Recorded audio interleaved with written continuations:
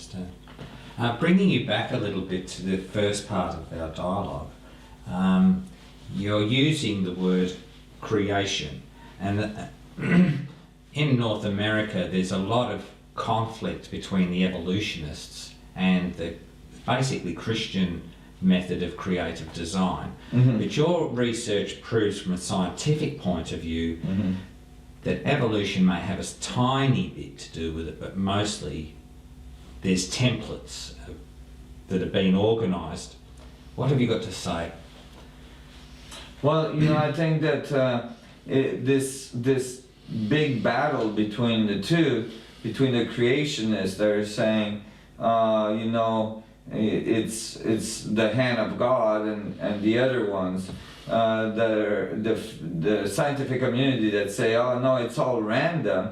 I think that there's something very fundamental that has been missed there, and that is that by simply generating a little bit of a feedback in the structure of space-time, meaning that there's a little bit of a feedback in the information network that makes up our universe, you can get all the diversity, all the complexity you see in nature, and all the self-organizing function you see in the universe.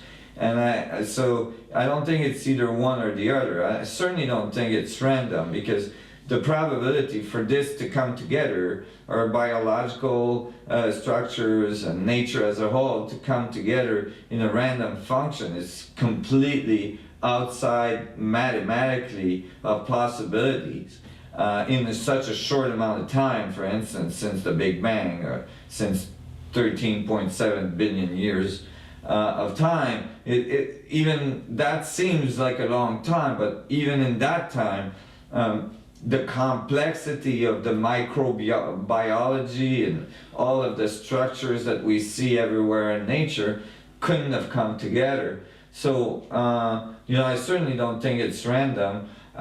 If you said that there's some kind of entity that's organizing it, then you gotta tell me how is this entity got there in the first place. And so you're not really answering the question. You're gonna say God. Well, that doesn't say anything.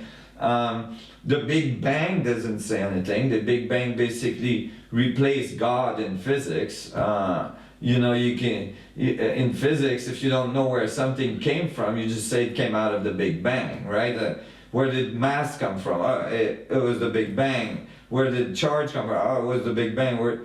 So it's like, well, I think that it's much more appropriate to start to think, that there's a feedback in the structure of space-time, meaning that the system, the material world, feeds information to the vacuum, and then the vacuum feeds information back to the material world so that it can self-organize. Basically, the vacuum holds all the information of all things and self-organizes, because it knows what everything is doing, in a loosely terms of saying it.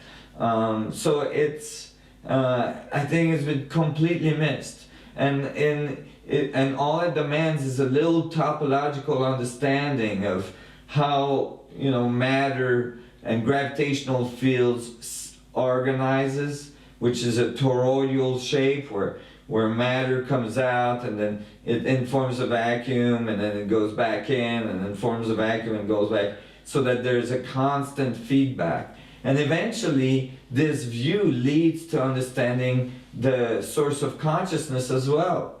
Because in order for you to be conscious, you must be self-aware, and to be self-aware, there must be some kind of feedback occurring. So, I think it's the universe learning about itself. And I think that third option is not so well known, although I'm working as hard as I can to make it known. And I think it's really much closer to what's actually occurring.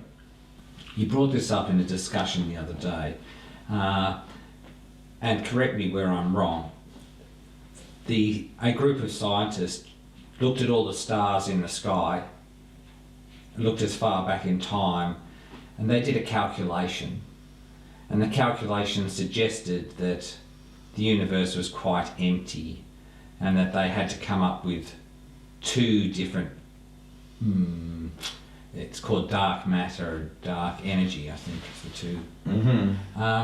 Could you shed some light on that?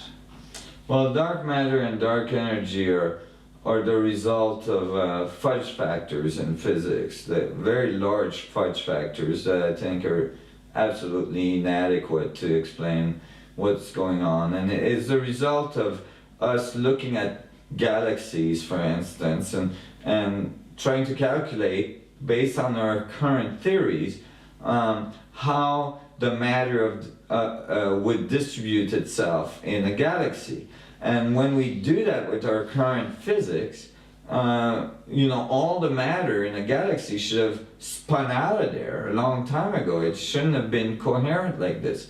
Now, the only explanation that they were able to come up with, instead of revising the equation, instead of saying maybe our equation is wrong, maybe we've messed up somewhere, they did what I call physics as you go. They just invented new physics. In this case, they invented dark matter, some kind of mysterious material that doesn't radiate, that cannot be detected, and so on. And they put it in exactly the right proportion, in exactly where it needs to be in the galaxy, so that the galaxy would stay together. And at the end of the day, when they added all the dark matter and dark energy they needed to add, they had filled up 96% of the mass of the universe we were missing.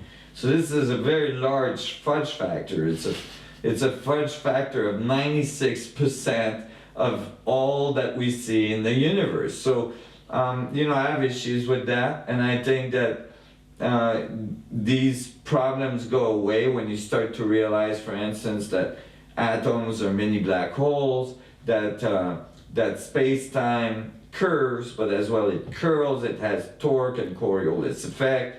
The space-time manifold is not so smooth, it has Coriolis dynamics in it and all this, and you do the calculation, then all of a sudden you don't need all these fudge factors.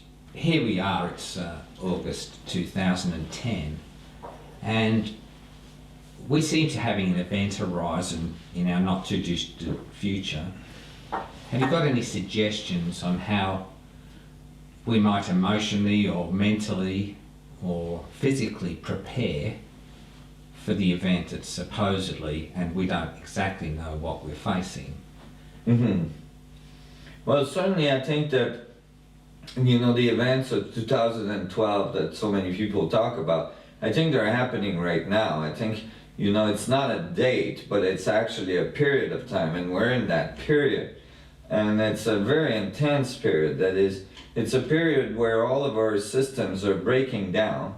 Our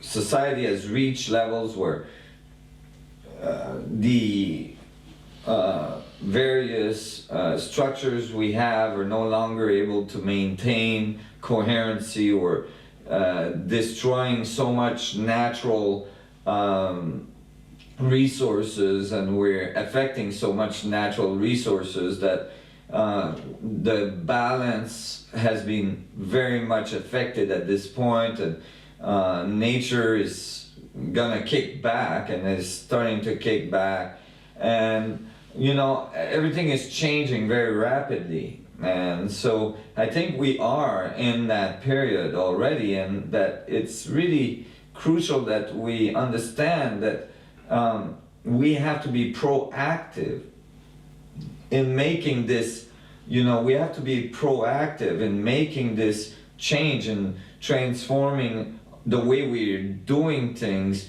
at a very fundamental level. We have to understand where energy comes from, how to tap into universal energy beyond, tapping into oil and all sorts of material on the planet, but tapping into the source of energy, how to control gravitational fields, You know, we need a very, very fundamental evolutionary step right now, and I think it's happening.